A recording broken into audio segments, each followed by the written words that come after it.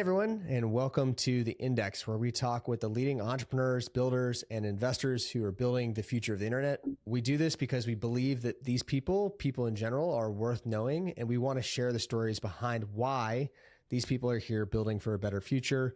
My name is Alex Kehaya. I'm your host, and today I'm really excited to have Ming here, who's the founder of Raccoons Labs, which is building and designing and creating projects in Solana.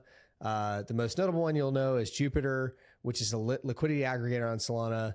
It offers a range of tokens and routing discovery between token pairs, and is by far the best DEX I've ever used personally. Super excited to have you here on the show. Thanks for taking the time. Awesome. Hey guys, how's it going? Thanks for having me, man. Yeah, it's great. And I want to start off with, why are you building in Web3? Like what you get up every morning, you are like super active on Twitter. You're super active with your community. Like I can tell just from watching your Twitter account how hard you hustle. And I know you're a founder, so I know what that is like. So what's driving you? Why are you here pushing so hard to build what is now the number one, DEX on Solana? I mean, first off, I don't think we see ourselves as like a DEX. We see ourselves as like building an exchange, right? And then our goal is just quite simply to be the best exchange in the world, right? We don't care decentralized, centralized, right? That's the point, right? And the reason I say that is because I do actually think that decentralized exchanges have a really big advantage, right, in the long term, right, over centralized exchanges, right? And I think our goal is to manifest that possibility, to say, oh, can we create an environment whereby people really prefer, like using, right, these decentralized systems, right, rather than centralized systems, right? So I think that also answers like why I'm doing what I'm doing, because I think I'm vastly right, more interested in the world of possibilities, right, by decentralized systems, right. If you think about it, right, there are almost two versions of the world, right. One version that is governed by rules and like existing systems, and a lot of these things are codified, right? Whether it's a legal system or whether it's like the financial system. I mean, the financial system is probably the most codified system, right, in the world, right? I mean, apart from the government systems, right? And even in the tech industry, right, there are a lot of norms.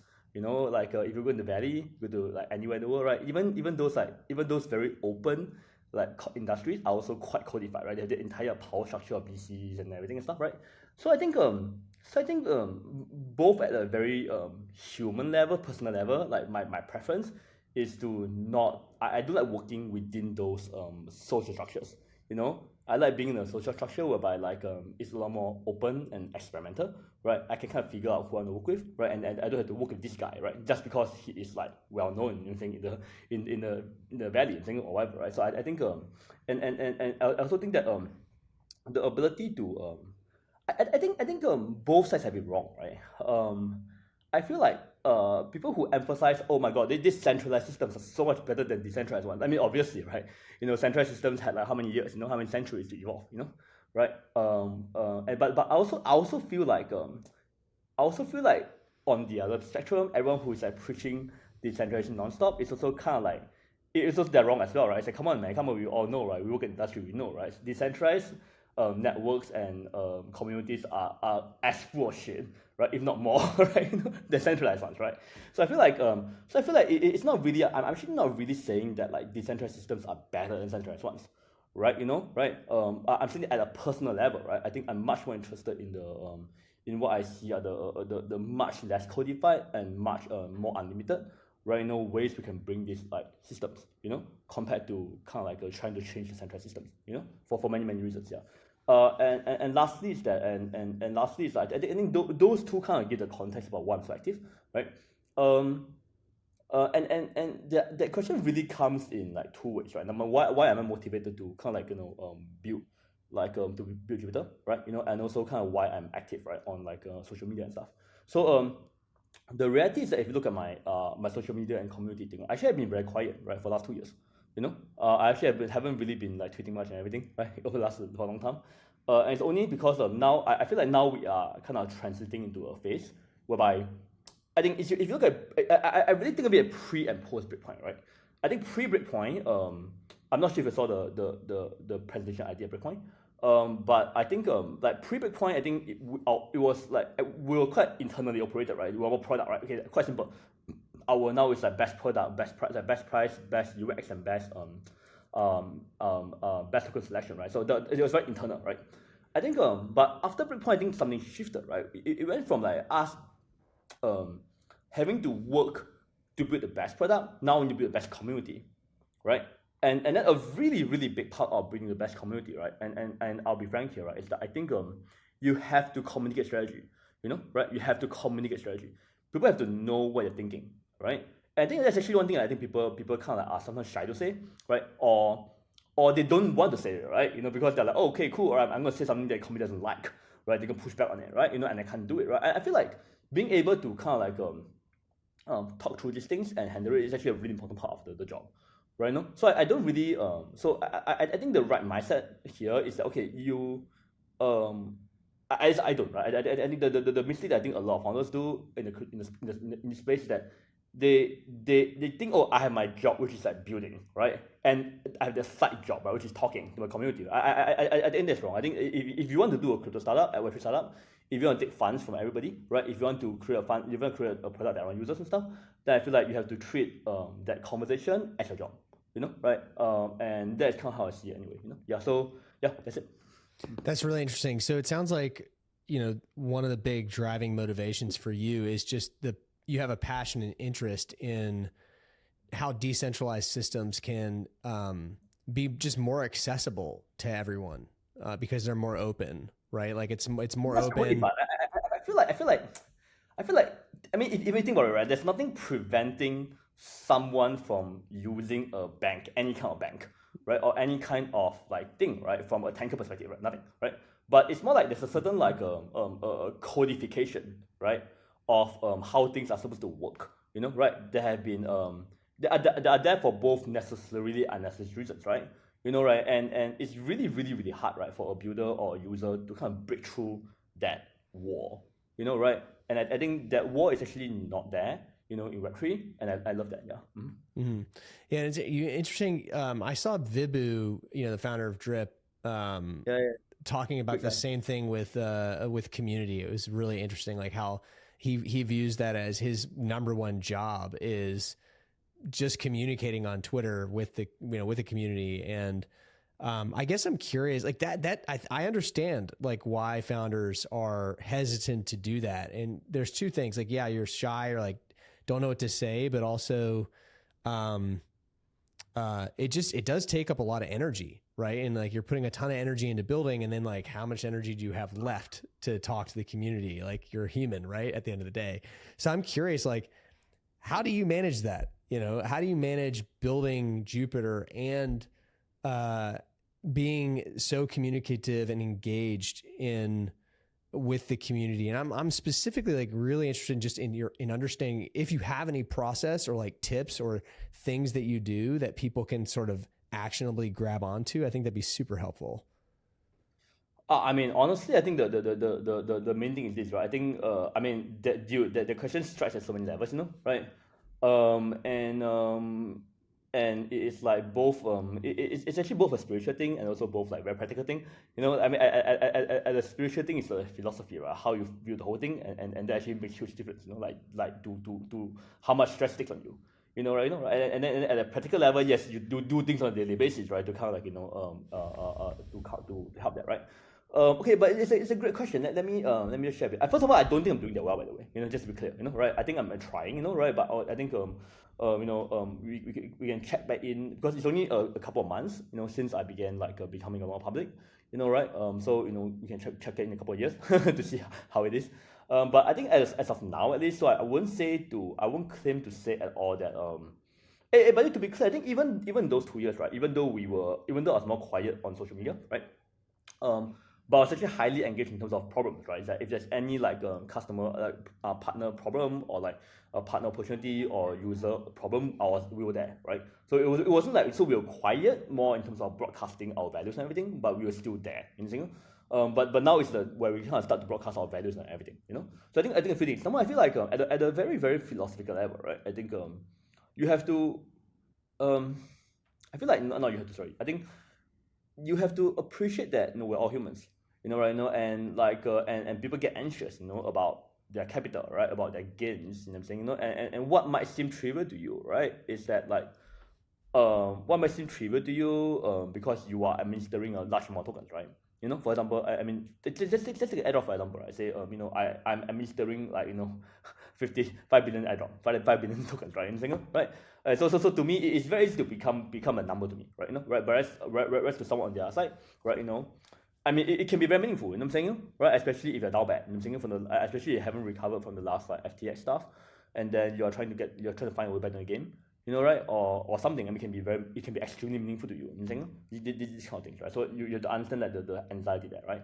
And then I think once you kind of empathize with the anxiety there, then you go, okay, cool, all right, I get it. I'm saying I get it, right? I think versus if you go about it in the mindset that, oh, I'm giving free money. Why are they so annoying?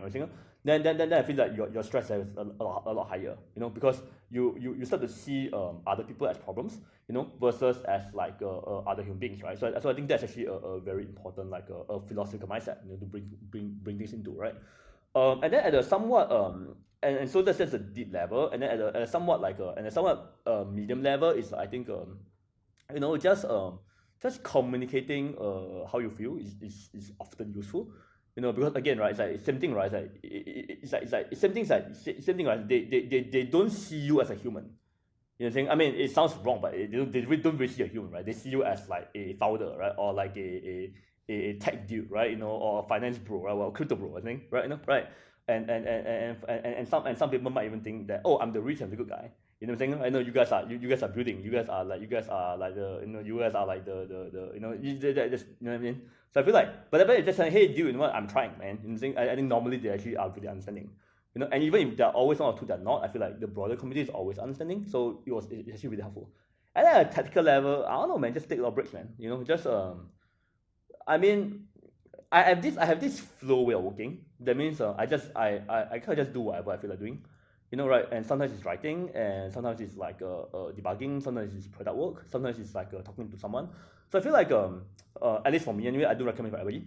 I feel like having a to do a to do like we are brought up mostly to have a to-do list, right, and be productive, right? But I personally don't really feel like that is the way to do it, right? To me, it's actually more like you're playing a basketball game, right? Yes, you have drilled certain things like many times over, right? I mean, I'm very well drilled in terms of product management, in terms of like team management, in terms of like coding things out, right? In terms of prototyping, right? In terms of like communicating, right? I'm very well drilled in these things, right? But then you don't go to the basketball court, right, and be like, oh, I have practiced A B C D E F G. Let me do A B C. You can't do that, right? So it's more like, okay, cool, all right. But then at the same time, if you're not well drilled, right, in A B C D E F G, you can't actually go out there and go like in execute the sequence you want, right? So I think for me, I feel it's actually two things, right? Number one is that you have to get extremely well drilled, right, at the key things, right? And this any key thing, right? And I mean any, right? Sometimes it's involved like communication strategy. Sometimes it involves like having a very hard competition. Sometimes it involves like admitting a fuck up, right? Like these are very hard, right? Actually going in front of like 10,000 people, right? I mean, when I tweet something now, like 5,000 people read it.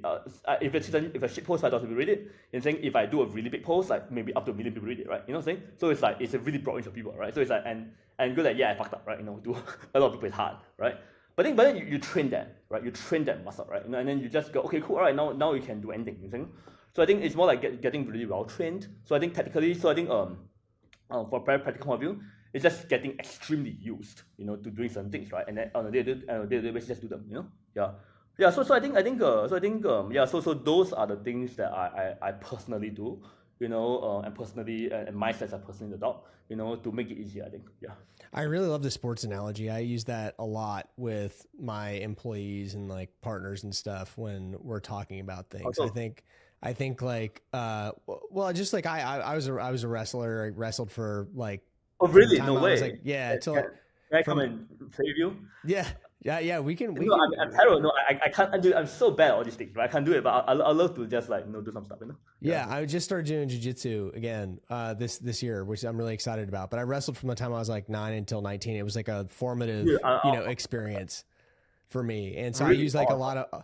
I draw from that experience a lot of my motivation and like, use these analogies like, hey, it's the end of it's a double overtime right now, and you need to get like an ankle pick to win. You've got to like keep pushing until the end and like never, like really just never give up, which is like 90% of entrepreneurship. But I also I use the same analogies for training, and like I look at like my work. You're not always in double overtime. You're not always in that like key moment where you need to perform, but the things you're doing on a day-to-day basis that are part of your job are the reps that you need to succeed, so that when you are in that double overtime situation and you're not at your best, you can win. Like for me, the thing I always think about, I think about this every day almost, is like, it doesn't matter how well I perform when I'm feeling good. It matters how well I perform when I'm feeling terrible, right? And when I'm at my worst. Like that is the time that actually matters.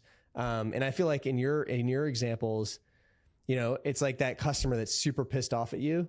If you don't have the reps of practicing empathy and you're having the worst day, you're as a founder, and you just blow up at that customer, what happens? Like if you don't communicate with them and just be human and have the empathy, you fail big time. That all comes from the practice and just the patience. This add up, This is really add up, Like it add up because like this kind of emotional strains add up, right? They crack over time, right? They just crack. I mean, they crack over time. It's like it's a body, right? If you add, I mean, you can work out every day. You can push. I mean, you can bench 100. You can bench 400 pounds every day. Right? I'm saying, right? And you get strong for a while, right? But it adds, but eventually it just suddenly breaks. I'm saying, right? Yeah, I feel like the no, sorry to cut you off, but I'm just saying I feel it's very similar. I think.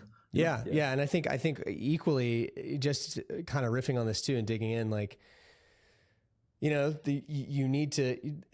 I look at everything I do as like training for my work, right? Like, and that includes going for a workout and like getting enough sleep at night. Like these little, not drinking alcohol. Like these are things that help you show up and perform at the level that you're performing. I'm sure, right? Like you because it's hard. What you're doing is impossibly hard. Alcohol is so bad, man.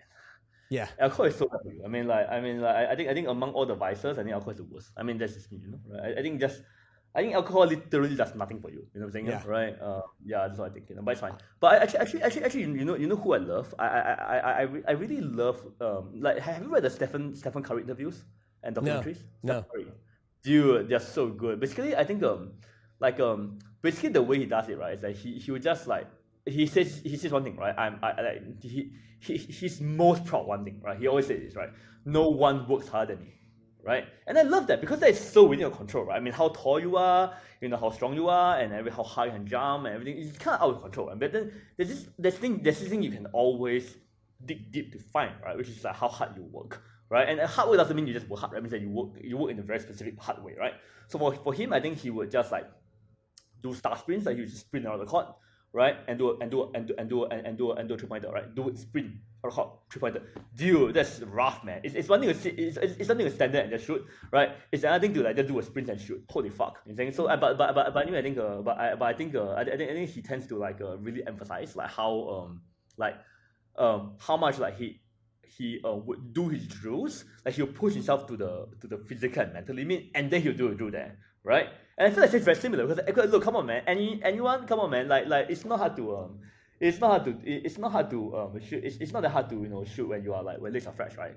It's another thing to like something. It's actually not hard to do a crypto. Okay, a great number. It's not hard to do a crypto startup or any startup, right? Like you in the bull market, you go to any investor, say, hey, I'm smart. Right, I know ABC, right? I know this guy and that guy. I know that this and that guy have funded me, give money. It's not difficult at all. Seriously, and I feel like that's a glamorous part. I mean, you know the game, right? Come on, you know the game is actually pretty straightforward, right? You have a narrative, you get one or two people to buy in, you create the social laddering, right? And then you play again, you get the money, right? And the game is very easy in the bull market, right? I feel like everyone's in love. I feel like there's this crazy culture thing in crypto that's like healthy, right? It's like they fall in love with the glamorous. Right? Oh, I'm cool. I'm a founder. I raise money, right, from whoever, right? But that's not the work that's easy, right? That's the equivalent of a layup, right? Like raising money in the bull market is literally equivalent of a straight layup, right? It's easy, right? You shouldn't be proud of that at all, right? But I feel like, but can you sprint 5 times over the court, right? Play really hard defense, right? You can play really hard defense, so everyone guarding you, and then make a 3-pointer. That is hard. Yeah, You and think, also right? I think feel like people, the hard part 100% comes after that raise, and it's like also can you stay focused enough in the bull market after you so raise hard, that money? so hard, That's so hard, the so like hard. you now all of a sudden you're flush with cash. What do you do? Like it's really hard, and it's like can you stay focused, and then what happens when the bear market comes, and that's where the focus really comes into play. Is like staying focused and lean. I think. You know, we're coming into a pretty big bull market, I think, and it's like people got to, you know, you got to remember to stay focused. You know, it's funny. I'm just writing about this, right? And I'm gonna write about it pretty soon. But I tell you, man, I tell you right now, right? You know, the bears don't kill you, right? Bears are calm and quiet. You don't fuck with them, they won't kill you. And saying, right? You know what kills you? Raging bulls, angry raging bulls. They kill you, right? Right? And then no, seriously, think bro. In the last cycle, right? Who killed us, right? No, like literally, it wasn't the bear market that killed us, right? The bear market helped us. The market saved us, right? The last 2 years where we had to just build stuff and then just shut. I totally had to really rally the entire team to focus on foundation, right? You know, I had to rally my entire team to say, okay, let's focus on UX and usability and liquidity aggregation, all that stuff, right? And build the best algo, right? I mean, you're saying so the bear market saved us, right? What killed us, right, was the last bull market, you know, the raging bull, right? You know, and those bulls came in the form of the FTX conglomerate.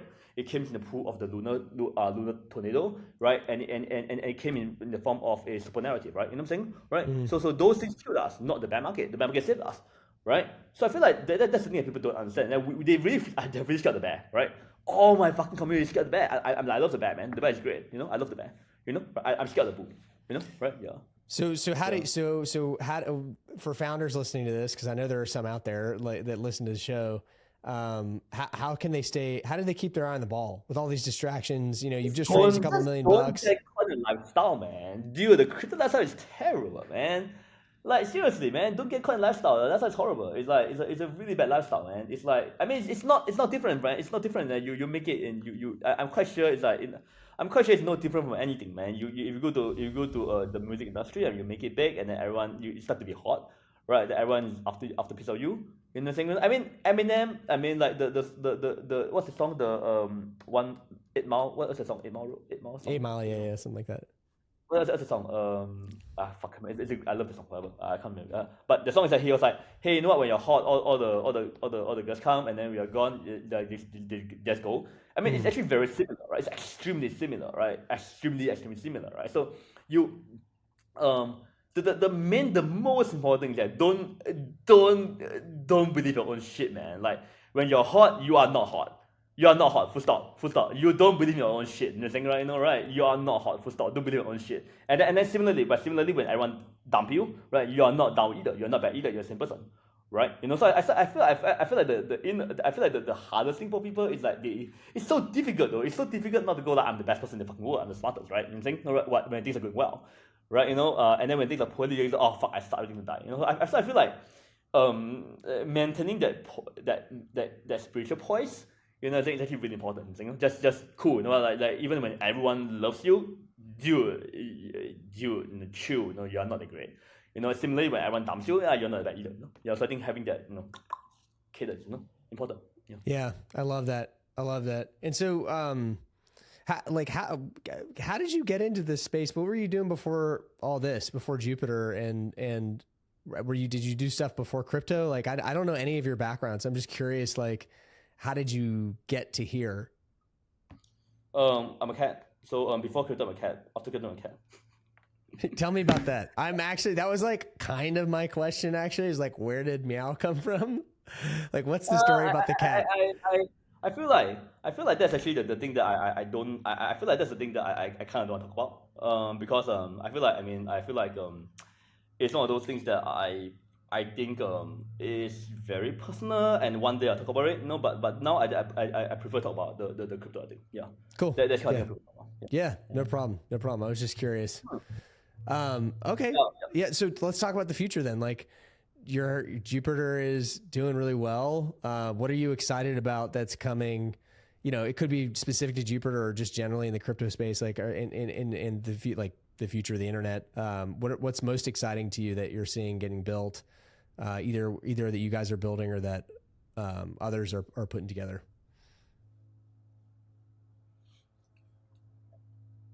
Mm,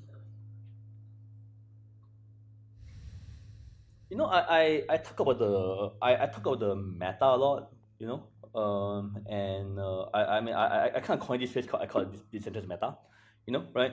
And the whole idea there is around like a world where people don't just buy crypto, right? Because I feel like buying crypto is somewhat mainstream already.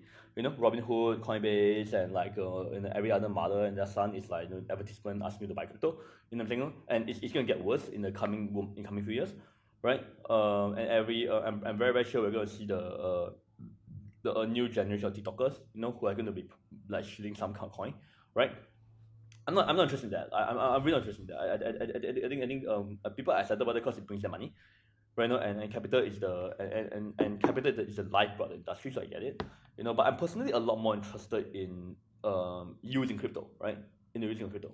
And the reason I'm excited about the using of crypto is because I really think that you know how earlier in the crypto years we had this like fantasy talk about, crypto can be used for remittances and payments and financial system and social and data tracking, all that kind of juice, right? And none of that came true. None. Zero, right? Right? But I think we are now finally at a point where we can see it potentially coming true, right? And it turns out that for this vision to come true, right, it's a whole range of things. You need a lot more people to be comfortable with with wallets. People to have capital. You need stable coins. You need multiple kind of stable coins. You need easy liquidity. You need utility. You need everyone to be on one network. You need network to be fast. You need fast networks. You need all these things, right? And you need enough people to know the risk, everything, right? So I feel like I feel like that's actually the one thing that so I feel like that's actually the one thing that I think is so I feel that's actually the one thing that so I feel that that's actually the one thing that is possible now, right? That where we start shifting the world, we really start using crypto, not just buying crypto. Right? Yeah. So and I think that the reason why, and the other reason why I'm interested in that is because I think Jupiter, I hope I'm not bragging here, but I think Jupiter is in the perfect spot, to kind of like help to bring this thing, how to bring this new phase, right? First of all, we're on Solana, right, which is obviously a huge deal in terms of like speed and accessibility and everything, right?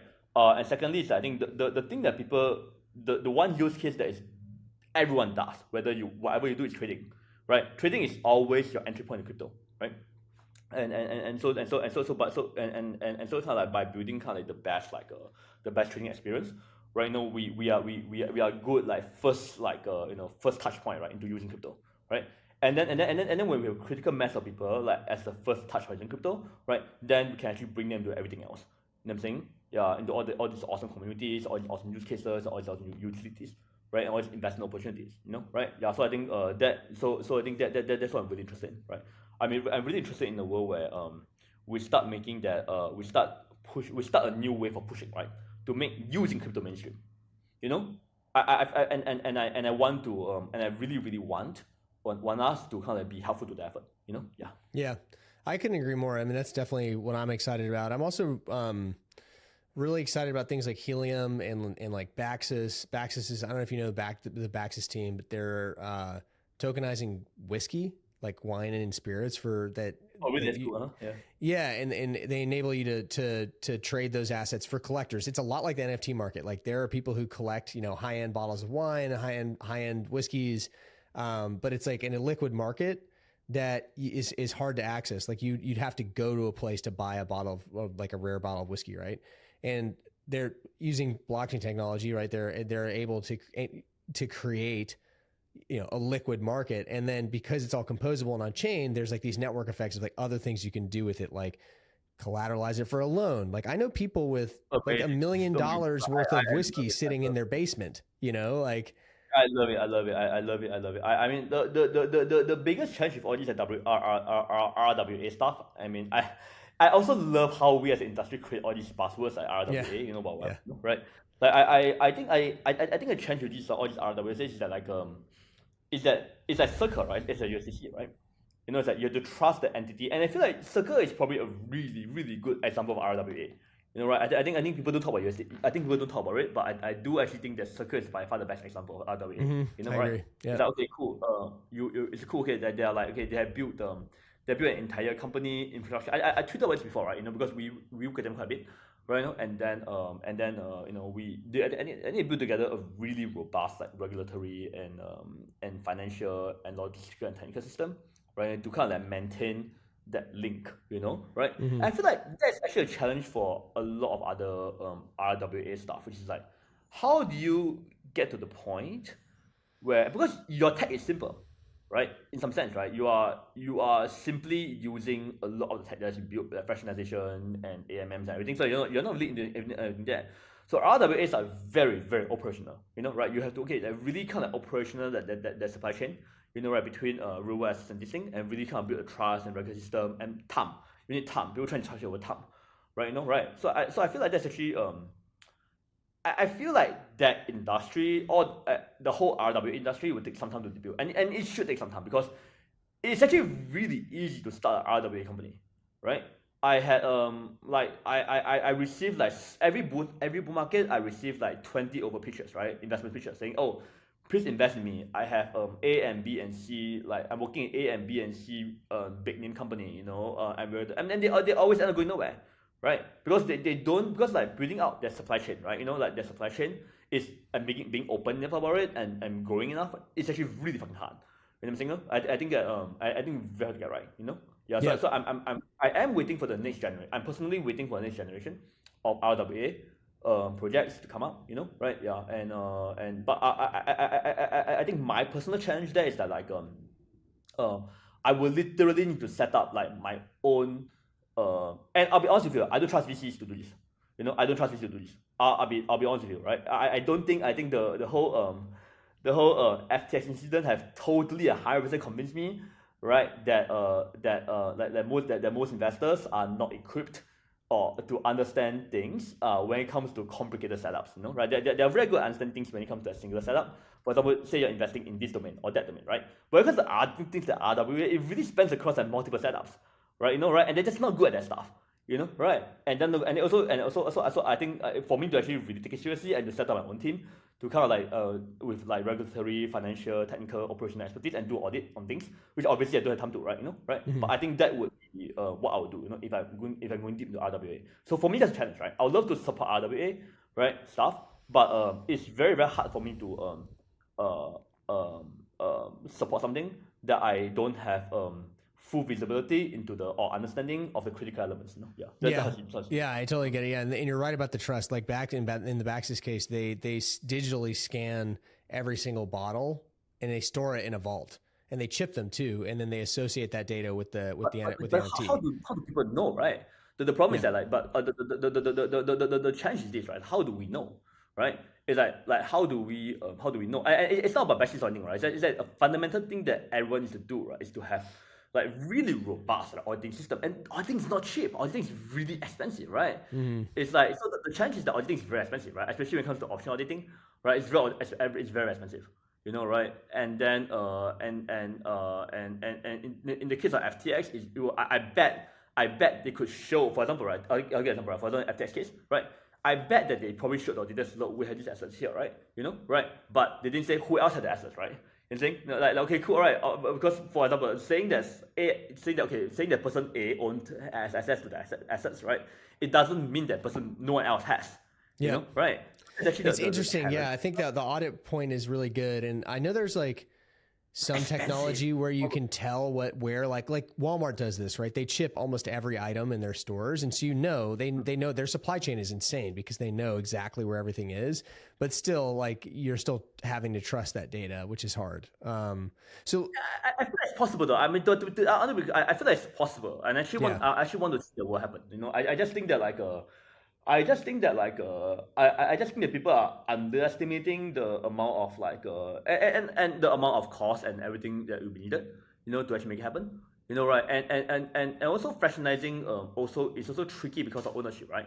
Now, for example, I'll give you an example. Right? For example, say I own a house, right? Right? And there are certain rights I can do to the house. I can sell it, I can rent it, I can renovate it, everything. So it comes with a large number of like the entire bylaws, right? Or what you can do, right? The thing. And then but then when you fractionalize the house, right, it becomes more complicated, right?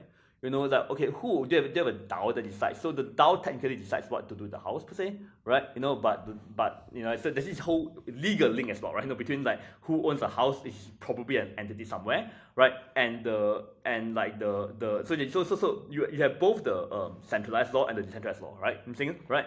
And then and creating that link in the middle.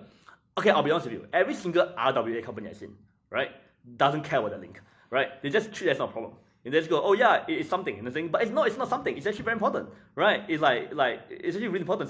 But I don't think people actually care enough about like this very tricky intersections, right? You know, where like of rights and trust, you know, for RWAs, you know. But that's my. It'll be interesting to see how it plays out. We only have a couple more minutes here before we wrap the show because I know you're a busy guy and you got a lot going on. But no, I'm easy. I'm easy. No. Okay. Well, I always ask this question of people towards the end of the show. You know, what have I not asked you that I should have asked? Like, if anything. Like if there's anything you wanted to talk about that I didn't bring up, or like what question am I not asking that I should actually be asking you?